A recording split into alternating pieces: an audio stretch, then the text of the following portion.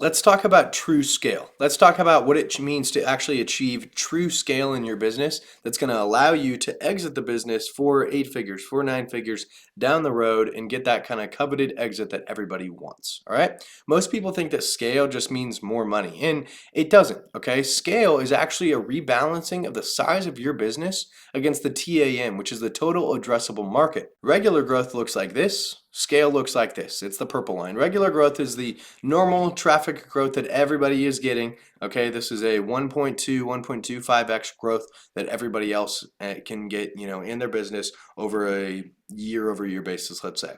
And you'll notice that this scale line here, okay, and this line here, if these continue to go, obviously they're never going to touch. But to hit, let's say this is a 4x return. Let's say to hit this part right here, this one is probably going to hit it maybe a little bit when it gets past this white part right here. But this one here will also hit it, but really far down the road. It's going to take a lot longer to hit it. So what this means is that scale happens a lot quicker than normal traffic growth. And everything that scales your business is going to scale it quicker than normal growth. So what happens when people scale is the danger of that scale increases because the speed of the business increases. Things start to get faster, right?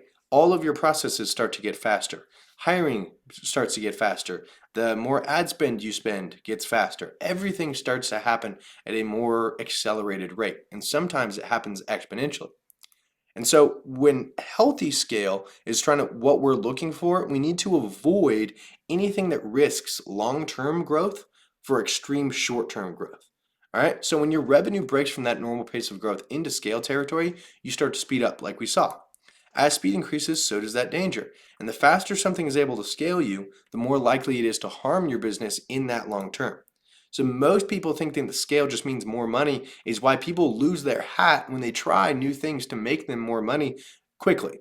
So they try to make a bunch of money really quickly by putting out, crazy spammy ads. They try to spam their email list with affiliate links. They try a bunch of different things to try and get more money because they think that that is scale, when in truth, that's just a short-term cash injection that destroys the reputation of your brand by being low quality in the long term.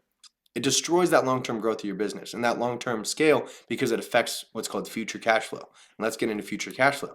So the assets of your business, if you want to scale and increase value, we need to know how we measure value, okay? So this is extremely simplified, like just for a quick data transfer between you and I.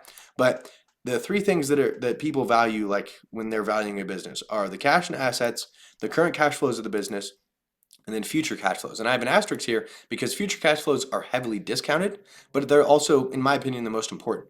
Nobody's going to buy a business if there is no certainty of future cash flow, right? If there's no certainty of money coming in the future and it's just right now, who cares about buying more cash on hand, right? Usually it's less than what they pay for.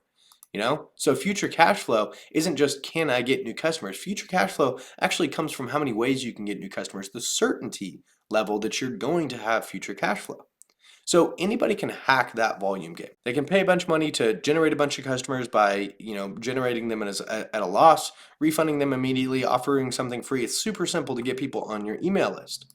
But there's more to future cash flow than just can you get new customers, right? So since future cash flow is the most important indicator of long-term success and valuation, we need to make sure that we don't do anything that's going to harm that long-term certainty, right? That long-term growth.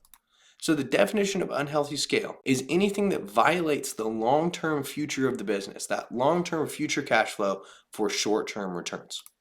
So here's good scale versus bad. Good scale is high quality ads to a strong fulfillment process that you can handle. Bad scale is affiliate links spam to an email list 30 times in 24 hours. Good scale is strong partnership with a reputable influencer. Bad scale is launching 10 new software apps on Shopify at one time because you heard from your friend Mike that they were all really good and they'll make you a bunch of money. Good scale is optimizing your process and then adding to it. And that last one is really what I want to hammer home here because we're going to get into it in a second. But a lot of people, they find a little bit of success with a process. They get people in their door, they have an email list, and then they just blow things out of the water by adding a bunch of stuff on top. And so you'll see most of this stuff is just adding stuff on top. You're adding a bunch of stuff to your store. Affiliate links can work. I'm not saying that they can't, But spamming your email list 30 times in this, not 24 hours, like I said earlier, but whatever 3 days is that 72? 32 times in 72 hours is not a good way to do it. Okay, launching 10 new software apps on Shopify is, yeah, having 10 apps, extra apps is usually a good thing, but not all at once. And so instead of just adding them to a flimsy process, try optimizing it and then adding as you're ready. Okay, and that's what I call SOE scaling. Most of the stuff that we've been talking about is common sense. Like if something promises big money returns, but even has a chance of damaging your reputation, don't do it. Okay, but the rest comes down to not adding stuff to your business until you are ready to do that. Okay, stabilize, optimize, and then expand your business.